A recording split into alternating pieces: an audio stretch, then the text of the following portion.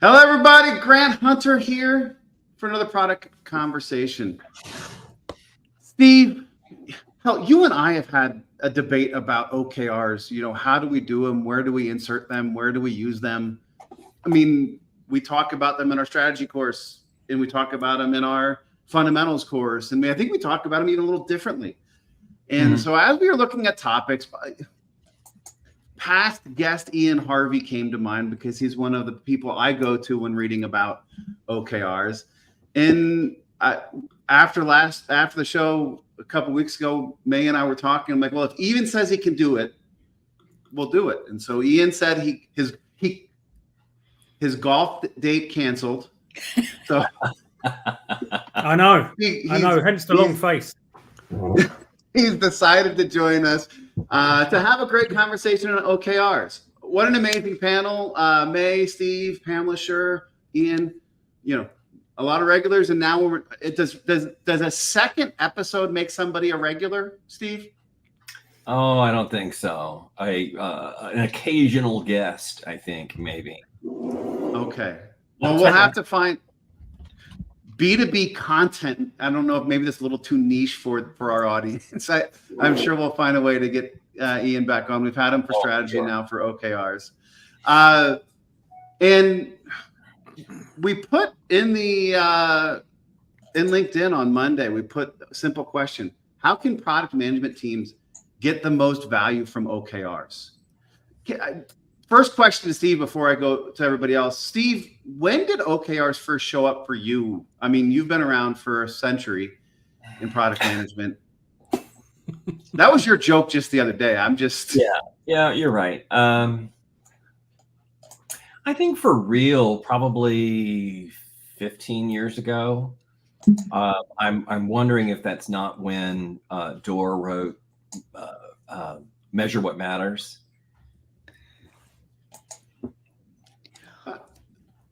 Okay. For me, I think it's been around for longer. It was reading Radical Focus by Christina Watke that was where sort of really opened my eyes. Mm-hmm. But, it seems like OKRs is now measuring something, but it seems like people are measuring everything without really knowing why they're measuring them. You're supposed to do DAO and MAU and revenue and lifetime value, and it's an overwhelming dashboard of numbers. But if you don't know why you're measuring them, it's a fool's errand. So it needs to tie back to, I'm thinking, objectives. Yeah, and then the key results that tie to them. Hence the name. May, you shared a great post on sort of your introduction to OKRs, and Ian and Pamela, I'm going to ask the same question to you as we sort of look at this question: how can teams get the most value from them? Understanding how how'd you came into it. Why don't you share a little, May, about what your experience with OKRs?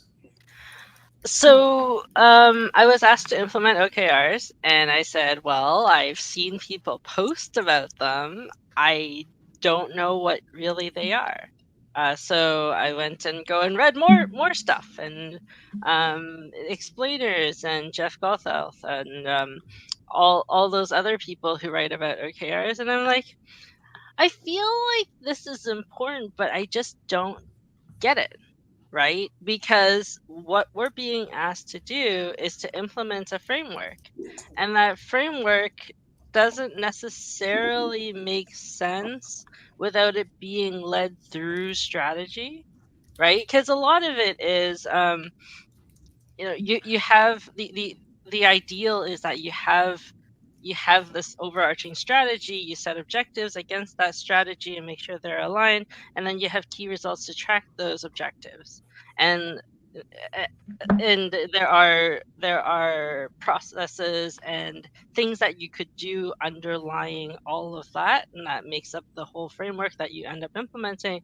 But at the end of the day, it is about having those short-term objectives, having them measured in like things that somehow relate back to it, but making sure that the objectives aren't, again, another aspiration you're going to do over the next year, so that you're actually working on them. It's a way for you to focus.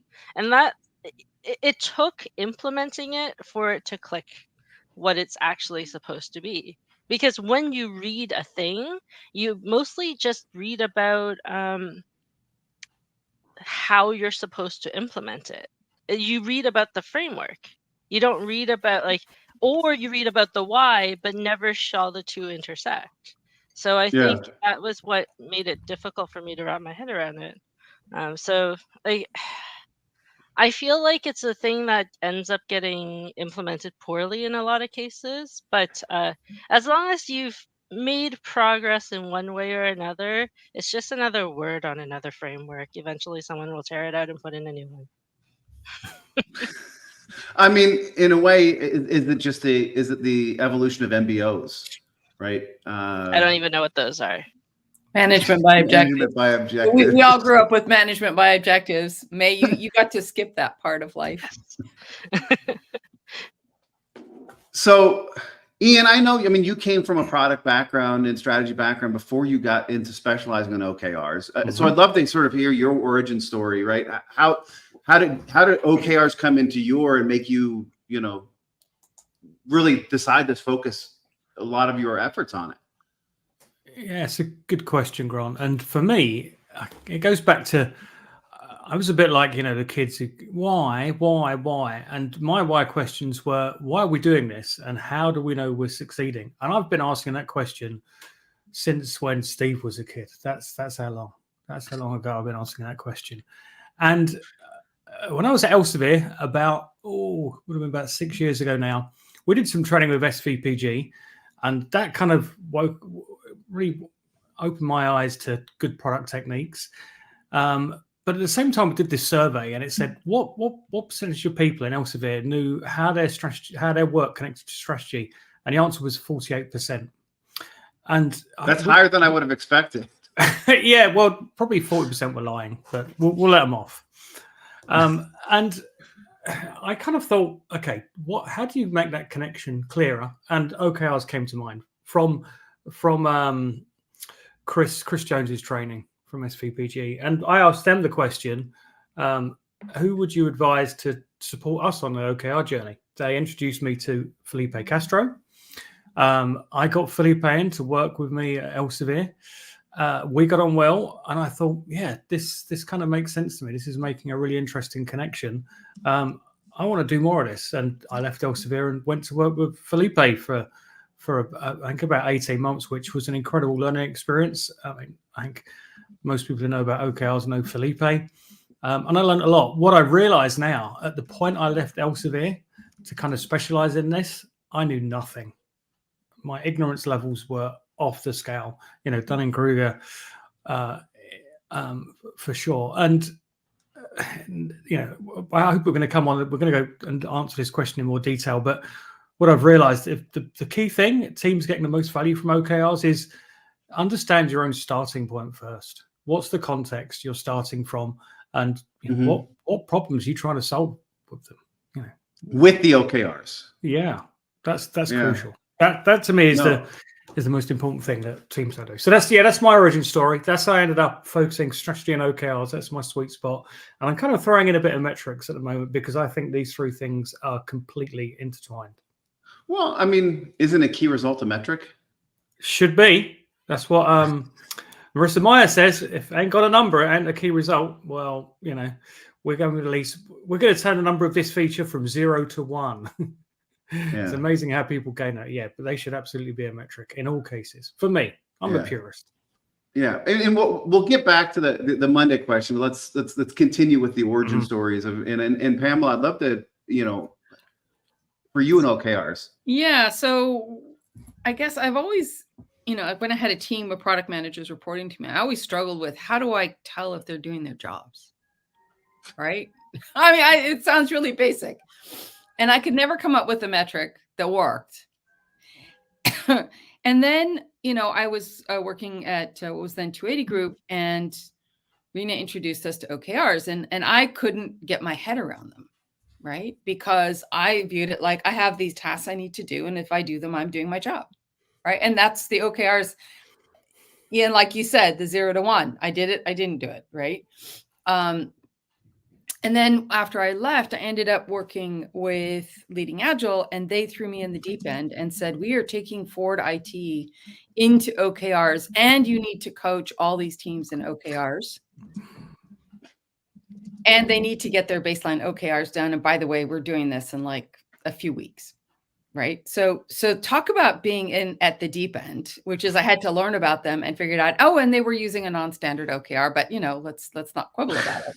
And then later on, I had to we trained 500 people in OKRs at Ford in addition. Wow. Right.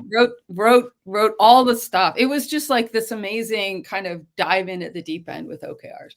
And what I found, I think most interesting from a product management point of view is so often a lot of things we're asked to do are kind of, we did it or we didn't do it.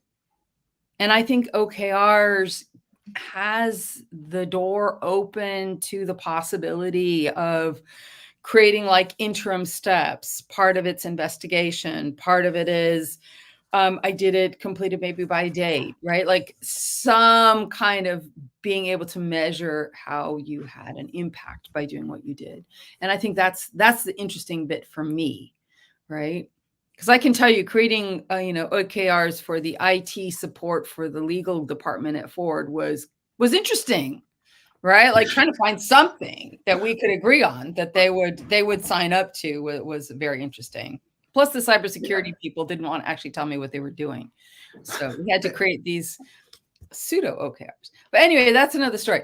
It was just interesting. Like, how could you evaluate what you did that made a difference, that had value? And even I'm ignoring the strategy bit altogether because I kind of had to take that as they actually knew why they were doing something.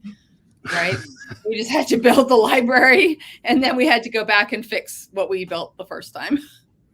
I mean, and it's interesting because too often I see people talk about OKRs not in relation to strategy, and it's like an OKR for OKR's sake, and that's its own issue. But then, as you were describing it, it took me back to my days of corporate GE and other things where it was like, it took us until April or May to cascade the MBOs all the way down from, the senior leadership team and cascade them down. And it's like, what's the point of that if you're just getting those things identified at that time? And yes, as per Saeed in the chat, in the comments on LinkedIn, I'm an old school. Okay, I grew up old school with MBOs. Let's get back to that original question. I also want to share Scott Selhorst's point that OKRs enables a great shift from did we do it to did it matter. Yes. Yeah. Yes. Brilliant. I'm a big fan of Scott Selhorst. And actually, if Scott's listening right now, I just sent you a message. I want to do problem statements coming up, and so just get back to me on that message. I love how we're breaking the fourth wall. So the question started, and we hit it a little in the origin stories, but how can product management teams get the most value from OKRs? And I want to start with Ian on that. How can we get the most value in product management? Yeah, it's going back to my original point, you've really got to think about what problems you're solving. So a painful starting point for a lot of teams is being told to do OKRs. And in that case, the problem you're solving is keeping your boss happy. It's much better when people are thinking about, the two questions I asked is, how do we know we're making progress towards what really matters? I think of it as, it's kind of similar, but not what did we deliver, but what did we achieve? And I think in terms of increasing value, I've been working with Matt Roberts at Zocre, and only for a few months, but he's really opened my eyes about the maturity curve of OKRs. And I think, when teams are really succeeding, OKRs really reflect your strategy. And often they're helping you focus on what Richard Rummet would call the crux. How do we build our confidence that we can overcome our biggest strategic challenges? That's to me is the most important thing. I think, reflecting what you just said, I think, some obvious OKR hygiene. You have few important goals, because if you're focusing on too many things, you're just going to have very slow progress. Back to my point from before, it should be connected to a model of your data. And I kind of think of that as your data model is a bit like your territory. It gives you, that model gives you the map, gives you the terrain. You know, you want to get from A to B. You don't know exactly how you're going to get there. Your data model helps you kind of plan that journey and also adapt that journey as you go. Yeah. So those are a few of the key things. I mean, we know that they should act on leading indicators. There's no point in setting OKRs for a 3-month period and then finding you've got a key result that takes 6 months to move the needle on. Good luck with that. So you need to, and this is where your data model can help. If your data model has a connection like a North Star or a KPI tree, and you believe that these connections exist and you have confidence in them, you can identify leading indicators pretty well. I think they need to be cross-functional. The great outcomes we create for our customers and for ourselves as a business generally require cross-functional teams, not just engineering, not just product, design. We want them all in there. And when they're set, and I think this comes back to Steve's point, is you're separating out the how. You know what you want to achieve. Did what we build matter? Exactly. So you don't define the how in the key results. They're very much about what you're trying to achieve. I think this is one of that Felipe and I had a proxy. If the leadership team are talking about your OKRs every week, that's a really good proxy for success, because it does a couple of things. It proves or helps prove that they're the most important thing. It helps prove they're important to the leadership team. It sends a message to everyone else, but it also means you're going to be more likely to improve your process, and that to me is really critical. And one final kind of maturity thing that I'm seeing there is sometimes we stop OKRs. You know, as a product team, we're looking at what we're trying to achieve, and we understand that OKRs represent a hypothesis of how we get there. And we may get 4 or 5 weeks into a quarter and decide, yeah, this actual metric doesn't achieve what we want it to, so I'm going to have to revisit my OKRs. And that kind of, a bit like stopping projects, that to me is a real sign of maturity. So a lot of things to people remember there, but that maturity curve is something we're going up all the time if we're heading in the right direction. I love it. That's great.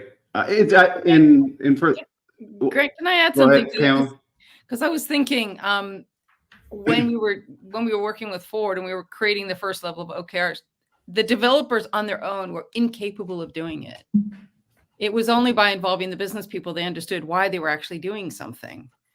And if nothing else, the power of that conversation gave them some insight into why what they were doing was important, right? Mm-hmm. And maybe, help them make difficult choices when they were up against a time clock.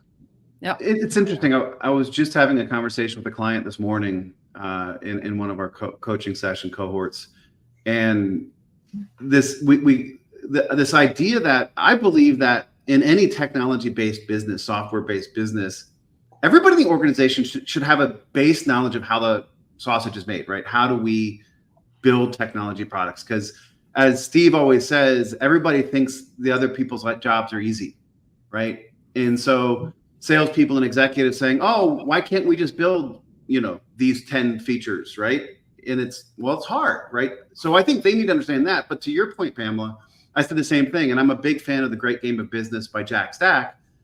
I think everybody in the organization needs to understand the business model. How do we make money, right?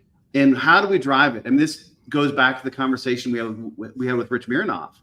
If you can't speak in dollars and cents, and the dollars and cents is the language of the board of the senior leadership team, how do we get stuff done? So I love this idea of OKRs being potentially a vehicle to help connect and help enable and empower people to think about it that way. Yeah, and that's why I think the narrative that goes alongside is so important. So you have a strategic narrative, but I think when you write an OKR, you should also describe why it's important, and you should describe the hypothesis that it's connected to. And that, I think, to Pamela's point, really helps everyone coming in. And you think about new starters, when they can read that kind of stuff and seeing it in a data model, it just gets them up to speed so much quicker when they've got that picture. Yeah, I love it. And I do want to bring back, you brought up Rummelt's The Crux. I'm in the middle of reading it right now. And I'm about 2/3 of the way through, and I've already decided I have to read it right again afterwards, because I think I'm starting to see like the numbers are starting to slow down, like in the Matrix. But an amazing book, and I'm at a point now where he's like, it's about tying the strategy to the metrics that you can measure it with. So I think some great stuff there. May, how can product management teams get the most value from OKRs? It depends where you are, right? Like where I implemented OKRs with the help of someone who's done it before, really. It was very much a feature factory at the beginning. So we were trying to move over to becoming data informed, insights informed, to be able to really push the more outcome driven, less we are told what to build narrative. And there's intrinsically quite a bit of conflict in that transition.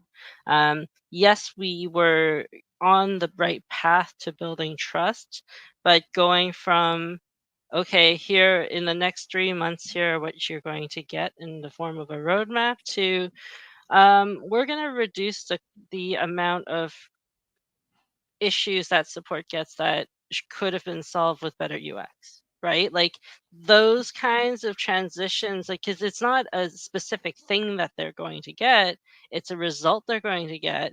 And for the most part, the leadership actually likes it. But if you're saying, okay, but we're going to do this instead of this very specific thing you're asking for that has nothing really attached to it, we're not going to do loyalty points, we're not going to do this, we're not going to do that, we're going to focus on this piece here and this group of payments that will enable us to unlock maybe like another 30% of the market, or whatever it might be. It's a very different conversation, and it's quite the cultural change to get there, right? And so it's really important to make sure you have leadership support to do it. This really absolutely needs to be pushed by the product leader. This is not a thing that product ops can push. We can help you enable and set it up and make sure that the way it's implemented is successful, but it's not a thing that it needs to be pushed by product leadership. Mm-hmm. Like 100%. especially Or if you business wanna, leadership, actually. well, I mean, it shouldn't be both. Yeah. Isn't that the same thing, I should say? But No, I agree. on top, but if you're asking like what's the impact on product management, well, we have absolutely clear metrics on what we're doing, what we plan on doing, and if we don't accomplish that, it shows. And we can talk about why, and we can talk about our learnings, and hopefully the next time gets better. We have these we have set dates to check in on what our progress looks like, because a part of OKRs is taking a look at your progress and reevaluating them. And maybe you decide these key results don't make any sense at all to what you're doing, or maybe Mm-hmm. this objective doesn't make, like, we're trying to make headway into this objective, and our research shows that it doesn't make sense, right? But it is also a way for us to say our objective for this quarter or these next 4 months is to do this. And so if that is our objective, everything else is not our objective. Yeah, I get it. I want to get Pamela to you on the original Monday question, but I want to follow up on something May was talking about. It just came into my head. OKRs at an activity level versus at a metrics level. I've seen some people try to use OKRs in a project, and it's the key, it's the result of saying, are we on track to deliver this project? Is it hammer instead of a screwdriver there? Is it the wrong tool? Does my question make sense? I think I understand it, and I would say, yeah, if there was ever a project that was completely outcomes focused and had a definition of success which was measurable, then maybe that would be it could be compatible. But the reality is, no, they're two different things. You're measuring task progress against achieving a goal. Yeah, and I think that's what it is. I've seen people try to use OKRs to manage task progress versus outcomes of stuff, and it's hard to do. And that being said, sometimes we need to look at what are the tasks that we're doing to get to that outcome, and it's sort of yeah. Go on. Yeah, I was gonna say I just was remembering that I think I created this whole tool where you could take an OKR, and I was using impact maps to actually get to the list of things that you needed to build to complete the OKRs. Right? Like we would decompose the OKRs into an impact map and then figure out what the change was that we wanted for, let's say, a customer, and then work out if we build this, then we assume that the whole thing lines up. But that was my bridge. I had to use a bridge. That was one of the things we were really struggling with was we were basically changing our core set of stuff into a platform. Right. And the platform takes time.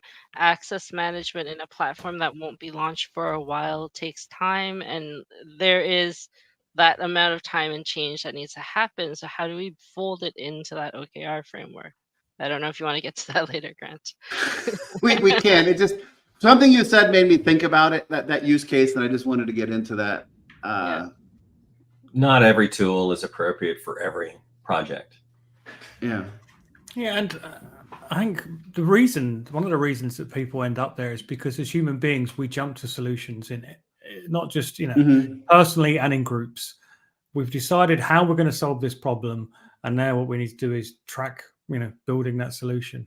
And what you're trying to do is actually, you try to get a team to say, okay, if you built this and it was wildly successful, what would the measurable beneficial effects be for your customers or for you as a business? Then you're starting to look at an OKR. Then hopefully you can get them to take a step back and think, okay, what are the alternative routes? If this route isn't working or isn't the best route, what alternative ways can I achieve that goal? I love it. Thank you, Ian and May and Pamela and Steve. Pamela, back to how can product management teams get the most value from OKRs? Anything you want to add? I think it's fundamentally evaluating the impact of what you do. And I think too often we as product managers say, if we do this, it's going to be a good thing. Now, what are the milestones to getting there? Right. And I think OKRs have us pull back and constantly have this thing out there going, is this achieving whatever? So I was asked to do something once, create a course, and there was a revenue number attached to it, right? That's lagging indicator, right? Yes, there was, but we needed to get it out there in order to be able to see if we were going to get the revenue, right? We didn't know. If we hadn't got it, probably we would have gone back and gone, okay, well, now what do we do, right?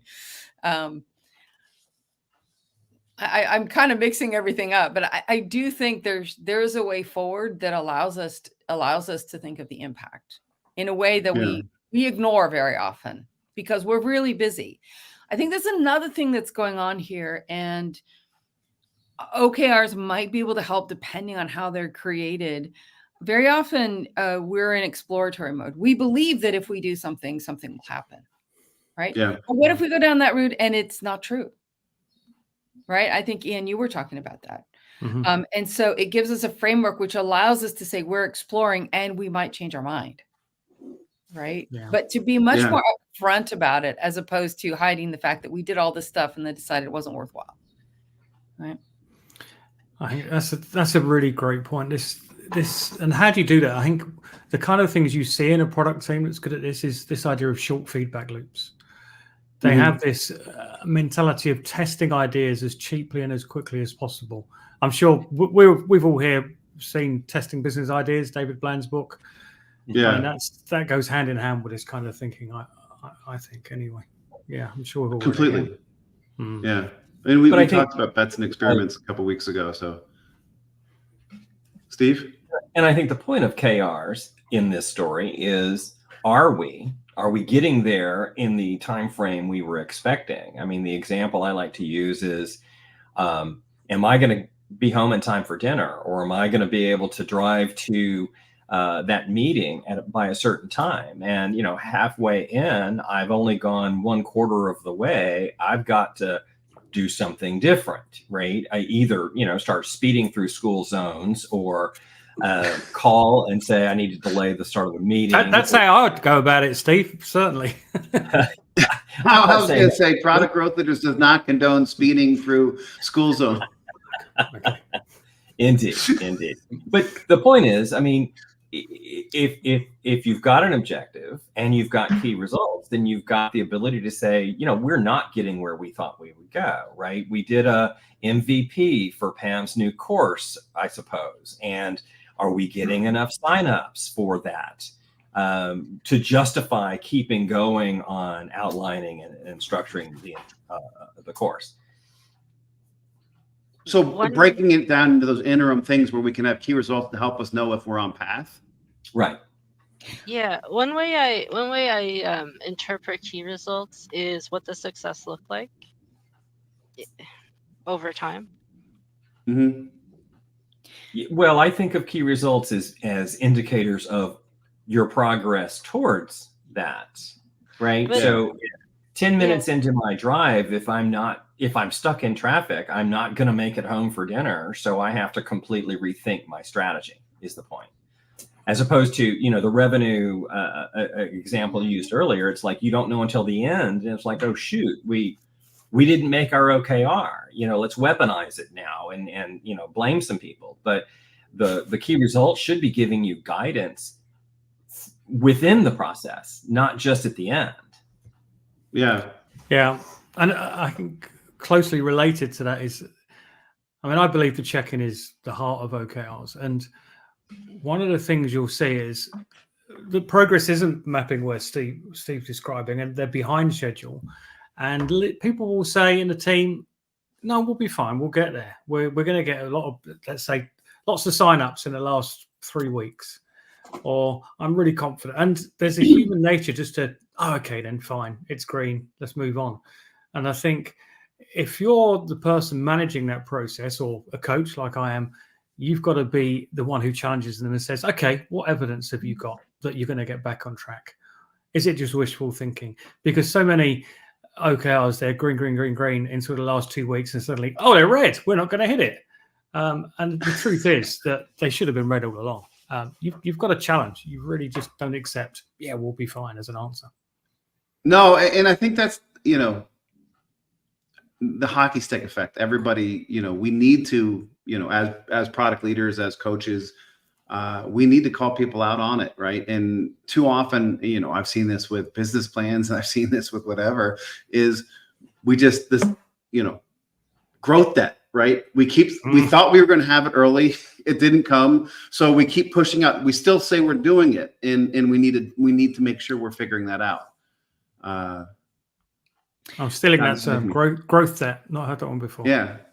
I just came up with it. So trade. Okay, we were there at the birth. Growth debt TM. So what are the biggest challenges to OKRs? What prevents people from being successful with it? Because as much as I see people writing about needing OKRs, I see people complaining about OKRs not working. Can I take this sideways just a wee bit? Because I have a question for Ian. Pamela, you can always do anything. I always do too. I'm sorry. Yeah. You have a plan and I just derail it. Anyway, when we talk about OKRs, it feels sometimes like there's OKR purism, right? It has to look like this. It has to look like this. And there's a time frame associated with it.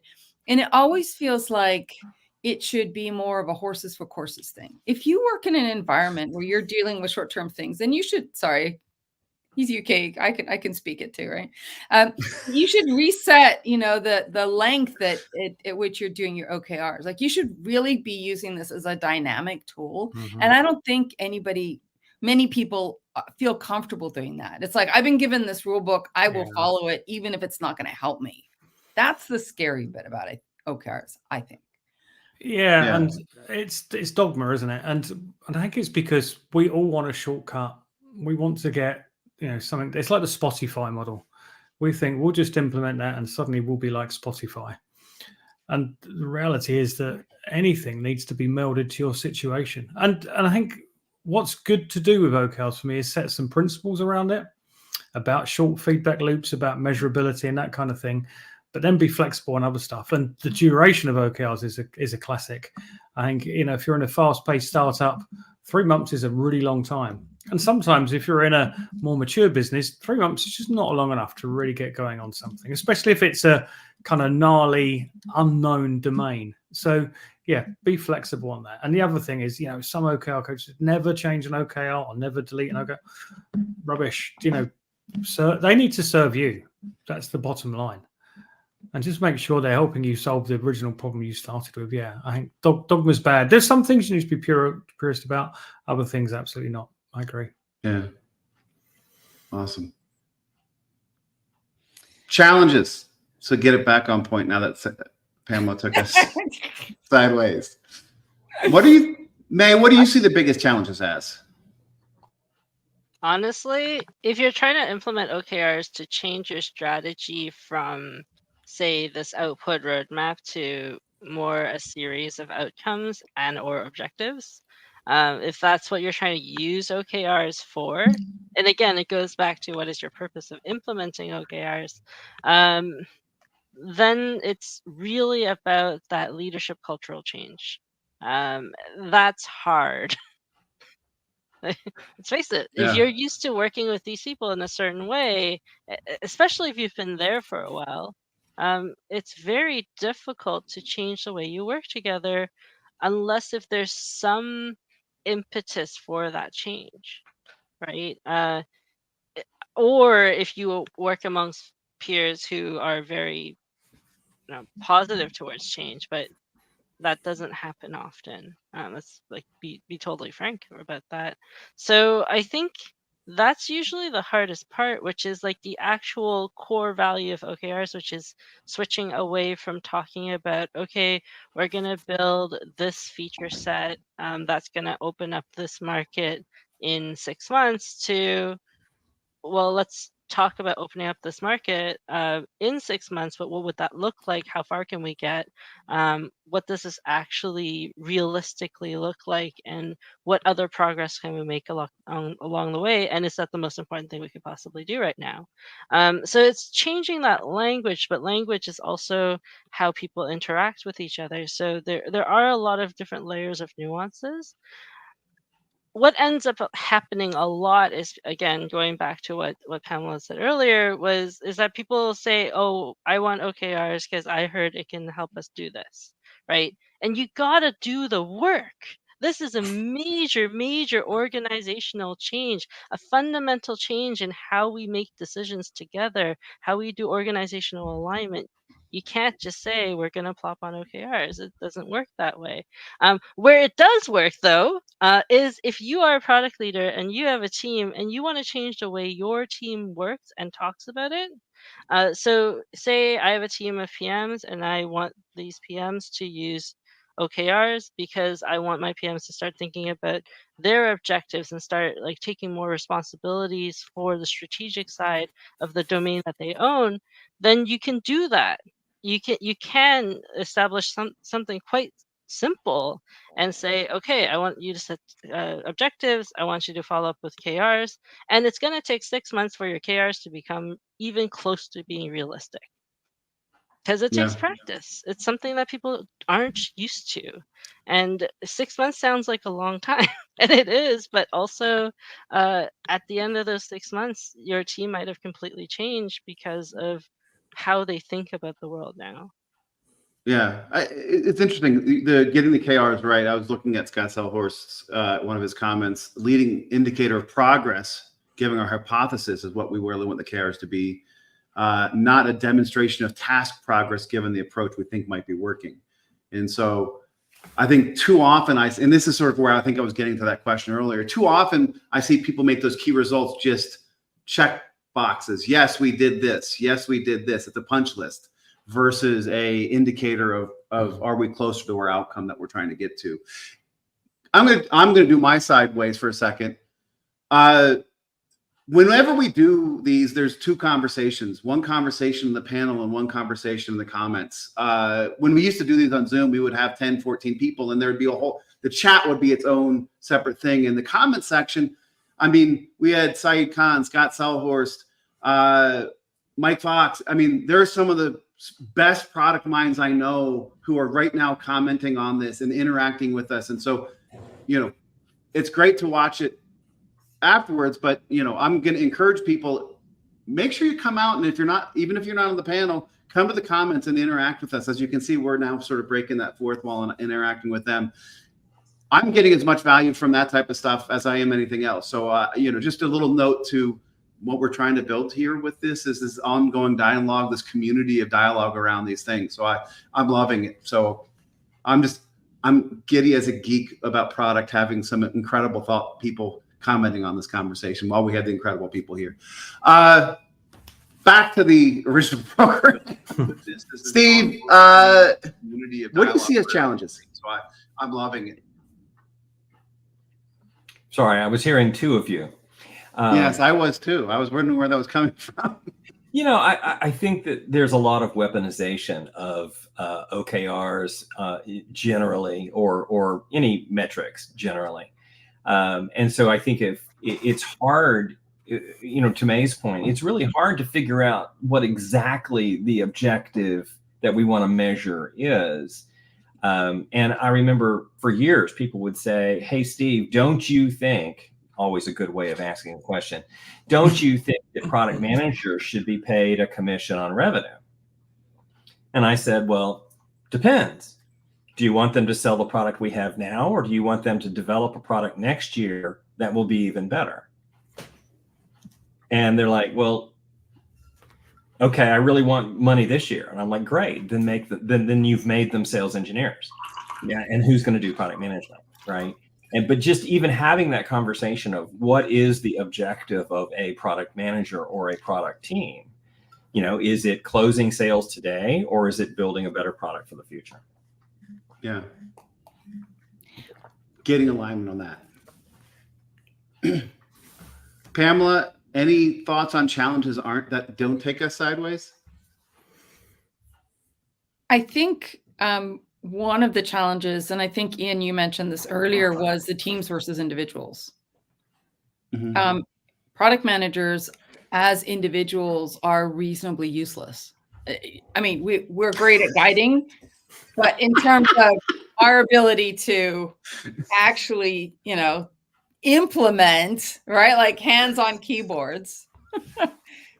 maybe that's the quote I'm going to put as the outtake. We're great at guiding people, but in terms of our output, it's probably on the low side if you look at our individual output, right? So unless you have this as a team effort, I think it's really difficult. And if I go back to my first work with OKRs, I was given an individual OKR, which is just like, well, I'm not going to be able to do much, right? All I'm left with is this is my task list as part of these bigger initiatives, right?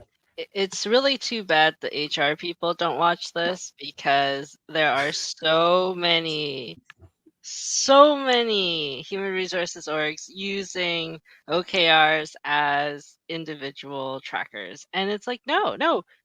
OKRs are a team metric. Stop it. Stop it, Lattice. I know exactly what you meant when you said product managers by herself I'm sorry. Don't do anything. No, I understood exactly. I mean, useless was the word, actually, Grant. I think useless. Yeah, let's not lose that term. Because we're enablers, we're empowerers. We right? are. Without us, truly cross-functional, helping everybody get their stuff. Helping them do their job, but helping us as a group determine how do we get to those outcomes we want. And I think, we're not to our biggest learnings or takeaways from this right now. I think that may be the one thing, is that the lens of team versus, not that it's not something new, but I think the importance of the lens of team versus the lens of individual when it comes to this. I'd like to hear you weigh in on that, teams versus individuals. Yeah, I think there's a reason we end up here, because what we want from performance management is fairness. And I think about, when it's appraisal season, you want to be fair to the people in your team. And metrics give this objectivity to things. They make you think, yeah, we're being objective.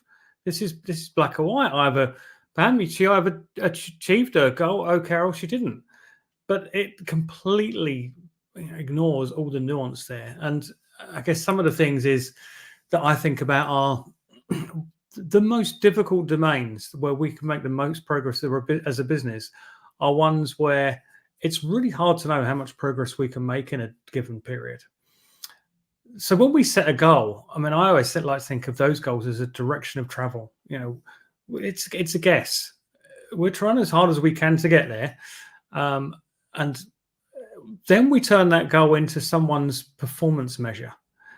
So on one hand, you could say it's incredibly unfair because no one really knows if this goal is realistic. And generally, people have a say in setting their goals. So they'll try and keep it really low. That's their mortgage they've got to go and pay. Yeah. They don't want to, no matter how stretched they think they can be, they don't want to take a chance on paying their mortgage or paying for that holiday. So I think the seductiveness is natural. We want an objective measure, but actually it's a complete illusion. The only way it can be really objective is if we have ridiculously easy goals, which serve no purpose for anyone. And what the real problem is, as leaders, we need to get closer to people and understand the behaviors that they're undertaking. What is the approach they're using to achieve a goal? How can I coach them?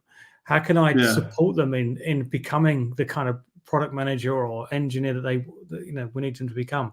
So I think it's this illusion of fairness. That's where it comes from, and it's a big mistake. I think HR and OKRs, to me, they don't mix. That doesn't mean you don't discuss them. When you're in your one-to-one with your manager, how's the OKRs going, Grant? And you go, yeah, we made some good progress, but this didn't work out, and it's a discussion there. They're part of the discussion. They're not the whole discussion.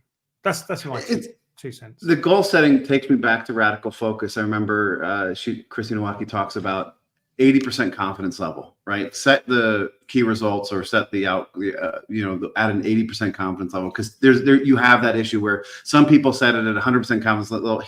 I'm 100% sure I'm going to hit this number. Some people, the other people on the other side, do that 60% confidence level. 80% she said was the right level, and it sort of resonated with me. That I like that idea. And I think that's fair. I think for most situations, but sometimes we just don't know. 80% maybe we haven't got a clue. So just bear that in mind. Having the right amount of knowledge to set the goals is probably the first step. Yeah. One of the challenges I've come across when we were doing OKRs as a team is that you must have a dedicated team if you really want these OKRs to work. Because you can set them as a team, but if half of that team gets pulled away constantly on literally everything else, you've set assumptions based off of having that team available to focus on this, and yet they're not, right? So it's really important to recognize that objectives are for the team, and that team needs to be able to focus on that objectives. And if there's something else in the way, it's important to also recognize those something else as you're setting those objectives, because objectives are also coupled with key results, which also depend on the amount of work you can do, and therefore it's almost like you have to document your assumptions of, for us to meet this OKR, here's the team we're expecting, here's documenting key assumptions is a critical product management thing anyway. So I think it makes sense to have it at this level as well. Before we get to the wrap up, I wanted to ask, and I know it's not an easy, quick question, but where do you start? If somebody wanted to roll out OKRs, where do you start if you want to do this right? Pamela. I think if I had to do it again, I would start with a discussion of what's trying to be achieved by doing these. I think understanding the ground rules. Without that, achieved by OKRs in general. Achieved by OKRs in general. And I would also say, I think, and I was going to ask Ian this, I think we need to recognize that OKRs are not the same. Some OKRs are investigative OKRs, and I don't know how you want to categorize it, but I believe that we need to have subsets of OKRs so we can understand. So common understanding and different types, and then also this period, about 6 months of bedding it in. Right. And I remember going through with teams, they go, I have no idea what the number is. I said, it's okay. We're going to put a number down knowing it's wrong. Right. Yeah. Let's put something down, come back with something better once we get there. Yeah. I love that approach. And I love the difference because I could see OKRs further upstream when you're doing strategic experimentation, maybe different than OKRs when you're doing it in a delivery and rollout launch type thing. I love that idea. Ian, where would you start? Yeah, that's as you said, it's not an easy question. There's a lot of conversations. So, thinking as a coach, that what Pam said about, what are you trying to achieve with OKRs? What problems are you trying to solve in the organization? Is it a lack of focus? Is it just a lack of outcomes? And then looking at the context it's going into. What of the jigsaw pieces have they got there? So, for example, if they've got really terrible access to data, there's no instrumentation in their product. Leaders are creating roadmaps for the next year. Go and look at those first. Maybe even before you look at OKRs, go and solve those problems first. In terms of what to do, I'm a big leaders have to go first. I think May, you said this has to come down from the top. If leadership, and John Cotter's sense, there has to be this sense that we need change, and that needs to be in place first. If you've got that, start with them, educate them on the process, get them setting OKRs and pilot. I'm a big fan of the pilot, and there's lots of criteria we won't go into now about picking pilot teams, but think about what you're trying to achieve with that pilot. And it's about everyone learning how the behavior needs to change, because that's what you're really trying to do with OKRs, is trying to change people's behavior, people at the leadership team and people, in the product team as well. So the results of the pilot team could be a KR for the OKR rolling out OKRs. I don't know if I'd go that meta. I guess to answer Pam's question from before, I think it's okay sometimes to say we don't have an OKR at the moment. We're doing some deep discovery work. We're going to do some product market kind of discovery. There's not going to be a measurable outcome of that. We may just decide, is this an opportunity we're going to investigate or not? Then we'll get into OKRs later. Yeah. I see that. I like it. May, I'm gonna where do you yes start? I'm gonna yes and all of these. There are a couple of things you can do. One of the things we definitely did was we told all the other teams, okay, we're doing OKRs now, so we're going to need access to this specific data and that specific data, and that got things expedited. That opened up the data channels because we said, hey, this is really important because we need to see this because that's what we're looking at next. And therefore, it got moved to the top of the priority list because it's what management wanted to see as well, right? So there are ways to leverage a larger implementation of big change to get access to the things that you never had before. For example, if you need site visits or if you need access to more customers to do more customer interviews on a specific topic, there are things that you can do to get there. Integrations to the support, whatever support tool that they use. If that wasn't integrated before, maybe now it's a time to say, okay, we're tracking support metrics, and support's like, you care about us? Yeah. Let's do that, right? So there's different ways to reframe what you didn't have, and OKRs are actually a really great way to start building out those networks into the teams that you're trying to actually serve in the long run. And so really thinking about what are the possibilities, having a simple enough format that people can get into a habit of actually adding to, updating, thinking about, checking in on OKR, seeing how it aligns with like maybe their peers or adjacent teams, and so on and so forth. So there's a lot of opportunities here. Yeah, I love it. Steve, before we head to our wrap up, where would you start? I'll quickly agree with everybody, and I very much think the pilot project is the way to go. I think the big bang rollout on pretty much anything is dangerous, and I think as well. I mean, getting getting clarity on your process and roles will give you guidance on your OKRs. Yeah. One other one. I think maybe we should start OKRs in HR, see how they like it. I like that. Wow. What an amazing conversation. My mind's spinning right now because there's so many things, and that always happens with these. So I appreciate everybody.